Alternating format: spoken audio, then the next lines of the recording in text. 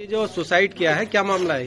मेरा नाम बबली है और सुसाइड कराए SIR वाले फॉर्म जो भरे जा रहे हैं फिल करे हैं, या तो इन्हें ट्रेनिंग देनी चाहिए थी। पहले ट्रेनिंग नहीं दी ना, एकदम BLO बना दिया। स्कूल के हेड मास्टर हैं, BLO थोड़ी है वो। या तो उन्हें ट्रेन करते कि तुम्हें ये काम करना है।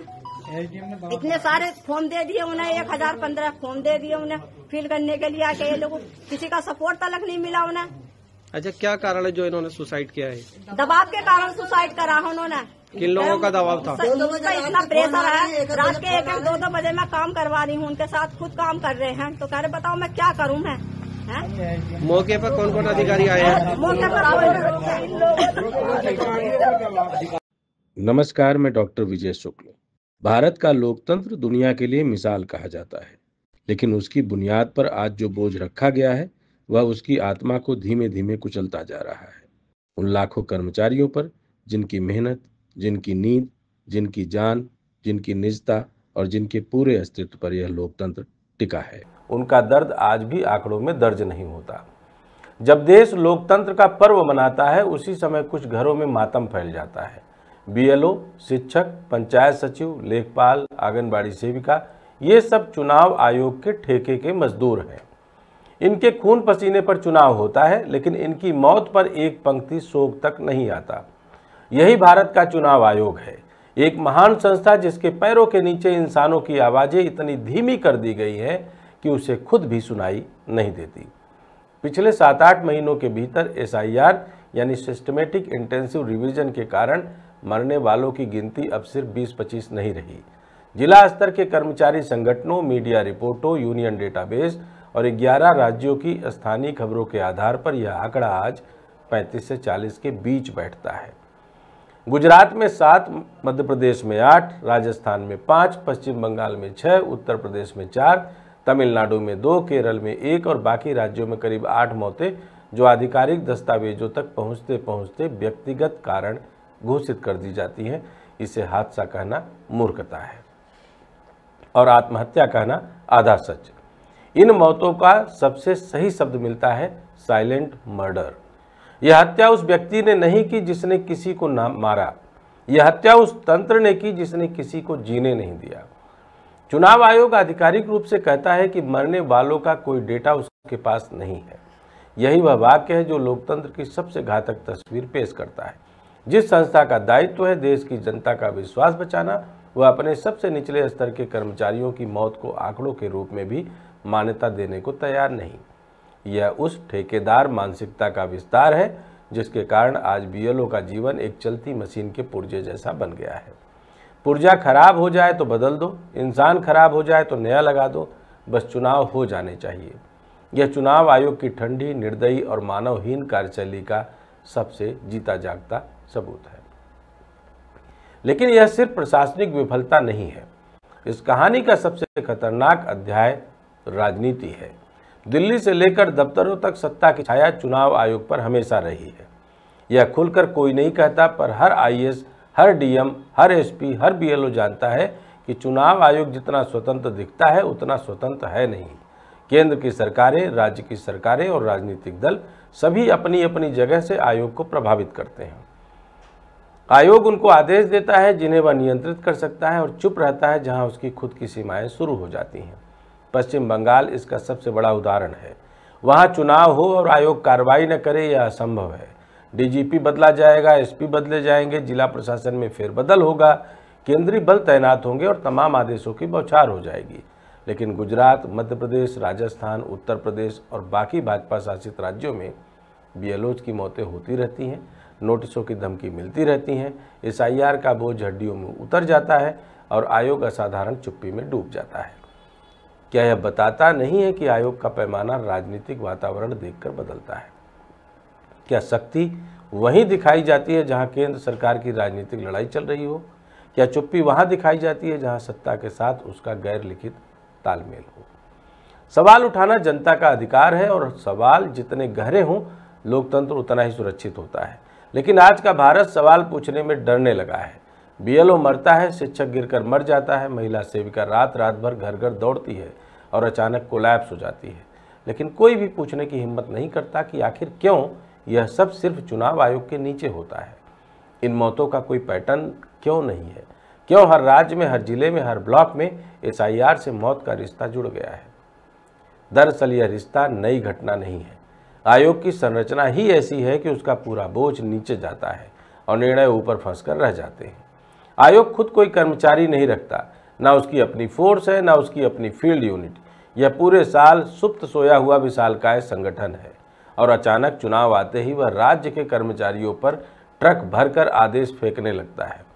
जिन शिक्षकों का काम बच्चों को पढ़ाना है, जिन सेविकाओं का काम कुपोषण से लड़ना है, जिन लेखपालों का काम भूमि रिकॉर्ड सुधारना है, उन सबको आयोग एक झटके में चुनावी मजदूर बना देता है। यही वह ठेकेदार मानसिकता है जिसने चुनाव आयोग को लोकतंत्र का सबसे गैर जिम्मेदार तंत्र बना दिया है। आदेश उसके, बोझ राज्यों का, शर्म राज्यों की, प्रतिष्ठा आयोग की, मरता कर्मचारी बचता आयोग। यह असमानता एक लोकतांत्रिक देश में कितनी शर्मनाक है, यह वही जानता है जिसने SIR ड्यूटी में किसी को खोया है। लेकिन अब यहाँ एक नया मोड़ आता है। जब चुनाव आयोग महिला की निजता बचाने के नाम पर CCTV फुटेज नहीं दिखा सकता, तो फिर किसी BLO का निजी मोबाइल नंबर हर SIR फॉर्म में कैसे छाप सकता है? हमारे देश में निजता केवल उच्च स्तर के लोगों का अधिकार क्यों है? एक महिला अधिकारी की गरिमा की रक्षा करते हुए CCTV रोकना संवैधानिक है, लेकिन एक महिला BLO का नंबर पूरे गांव में बिखेर देना कैसा संविधान है? क्या इस देश में निजता शिक्षक और सेविका की कोई मौलिक अधिकार की सूची में नहीं आती है? क्यों एक महिला BLO को रात 12 बजे तक फोन आता है? क्यों ग्रामीण समाज यह मानता है कि BLO उनका निजी नौकर है? क्या लोगों को यह समझाने की जिम्मेदारी किसी संस्था की नहीं कि रात के समय किसी कर्मचारी को परेशान करना अपराध की श्रेणी में आता है? यही वह जगह है जहां चुनाव आयोग की असली विफलता उजागर होती है। आयोग हजारों करोड़ रुपए खर्च कर सकता है, लेकिन एक कॉल सेंटर नहीं बना सकता। आयोग को पूरी दुनिया को चुनाव की तारीखें बताने में गर्व है, लेकिन अपनी जनता को एक केंद्रीकृत हेल्पलाइन देने में शर्म क्यों है? क्या जनता की शिकायतें BLO के सिर पर डालना इसलिए आसान है क्योंकि आयोग अपनी सुविधा और प्रतिष्ठा बचाना चाहता है? क्या आयोग इसलिए कॉल सेंटर नहीं बनाता क्योंकि तब जनता का गुस्सा सीधे आयोग पर आएगा? अब बात आती है निष्पक्षता की।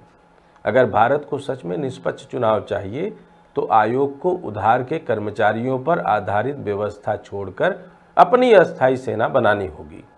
भारत में 10 लाख से ज़्यादा बूथ हैं। हर बूथ पर एक अस्थायी BLO चाहिए, 10 बूथों पर एक सुपरवाइजरी अधिकारी, 50 पर एक सेक्टर ऑफिसर, हर जिले में इलेक्शन OPS यूनिट और पूरे भारत में कम से कम 15 से 20 लाख अस्थायी चुनाव कर्मचारी।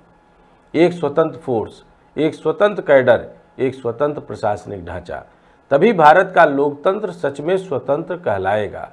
आज चुनाव आयोग का ढांचा इतना कमजोर है कि वह अपनी रीढ़ पर कोई कार्रवाई नहीं कर सकता। यही कारण है कि उसने अपनी पूरी ताकत उधार की ईमानदारी पर रख छोड़ी है और इसी व्यवस्था के कारण आज BLO की हर मौत निपटाने योग्य बन गई है। कोई आत्महत्या कर ले तो कहा जाता है व्यक्तिगत कारण, कोई हार्ट अटैक से मर जाए तो कहा जाता है ड्यूटी से नहीं परिस्थिति से मौत हुई, कोई अवसाद में डूब जाए तो कहा जाता है मानसिक कमजोरी। लेकिन इन मौतों की असली वजह क्या है? 17 घंटे की ड्यूटी, SIR का दबाव, विभाग की धमकी, विपक्ष का राजनीतिक शोर, सत्ताधारी दल का चुनावी खिंचाव, जनता का अनियंत्रित गुस्सा और सबसे ऊपर आयोग की ठंडी निष्क्रियता। यह संयोग नहीं है, यह तंत्र की विफलता है। अब सवाल आता है कि न्यायपालिका का क्या कहा जाए? जब इतने BLO मर रहे हैं तो अदालतें सू मोटो क्यों नहीं लेती? क्या यह मौतें कम महत्वपूर्ण हैं? क्या यह संविधान की गरिमा का सवाल नहीं? शायद नहीं, क्योंकि हर कर्मचारी की मौत को विभाग निजी लिख देता है। फाइल में जब कोई नहीं मरता तो अदालत को कौन दिखाए कि कर्मचारी जिंदा नहीं है? यही वह व्यवस्था है जिसने मौत को भी फाइल का खिलौना बना दिया है। अदालत सिर्फ वही देखती है जो फाइल में लिखा होता है और फाइल में लिखा है मृत्यु व्यक्तिगत कारणों से है। अब सवाल विपक्ष का है। विपक्ष टीवी पर चिल्लाता है, सड़क पर प्रदर्शन करता है, प्रेस कॉन्फ्रेंस बुलाता है, लेकिन अदालत क्यों नहीं जाता? शायद इसलिए कि विपक्ष भी उसी ठेकेदार तंत्र का हिस्सा है। वह भी उन्हीं कर्मचारियों पर निर्भर है जिनकी मौतों से लोकतंत्र की नींव हिल रही है। विपक्ष को भी पता है कि प्रणाली में परिवर्तन का मतलब होगा कि उसके अपने राजनीतिक समीकरण कमजोर हो सकते हैं। विपक्ष भी इस व्यवस्था से लाभ लेता आया है, इसलिए उसका चिल्लाना सिर्फ आवाज़ है, कार्रवाई नहीं। यह पूरा का पूरा मामला मिलकर इस देश का सबसे बड़ा लोकतांत्रिक विरोधाभास बना रहा है। चुनाव आयोग की ताकत अपार है, लेकिन उसकी संरचना कागज की है। वह आदेश दे सकता है, लेकिन काम करने वाला, उस आदेश का पालन कराने वाला उसके पास कोई है ही नहीं। वह निष्पक्षता का दावा कर सकता है, लेकिन निष्पक्षता की मशीनरी उसके पास नहीं है। वह SIR लागू कर सकता है, लेकिन SIR का बोझ सहने वाला कोई और है। वह मौत पर चुप रह सकता है, क्योंकि मौत उसकी जिम्मेदारी नहीं है। यही वह विडंबना है जिसने भारत के लोकतंत्र को उधार का लोकतंत्र बना दिया है, जहां चुनाव तो अपने हैं, लेकिन चुनाव कराने वाले लोग उधार के हैं। और अंत में सबसे बड़ी बात कि इन साइलेंट मर्डर की सजा साइलेंट क्यों रखी जाए। यह मौतें केवल कर्मचारियों की नहीं है, बल्कि लोकतंत्र की मौत है। इन मौतों पर दोष किसी व्यक्ति पर नहीं, पर प्रणाली पर जरूर है। और जब तक भारत में यह सच्चाई स्वीकार नहीं करेगा कि चुनाव आयोग को स्वतंत्रता के साथ साथ अपनी अस्थायी मशीनरी भी चाहिए, तब तक यह देश हर चुनाव के बाद वही झूठ बोलता रहेगा। लोकतांत्रिक प्रक्रिया शांतिपूर्वक संपन्न हुई, और उसी वाक्य के पीछे कहीं एक BLO की मौत छुपी रहेगी, जिसकी चीख कभी अदालत, संसद, सत्ता या आयोग तक नहीं पहुंची और ना ही पहुंचेगी।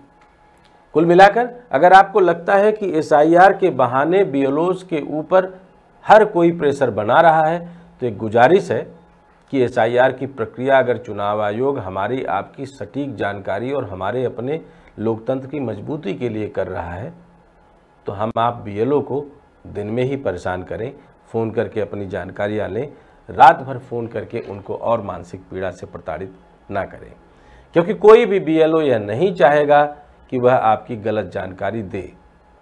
लेकिन खेल इन्हीं सब में छुपा है, क्योंकि अब यह जो किराए के मजदूर हैं चुनाव आयोग के, यह सब किसी न किसी पार्टी, किसी न किसी संगठन और किसी न किसी सत्ता की तीमारदारी से, मानसिक तीमारदारी से बंधे हुए हैं। आपको लिखना है, लिखिए, खुलकर बोलिए। इन BLO की मौत को, इनके हत्यारों को सजा तो मिलनी चाहिए। जय हिंद, जय भारत।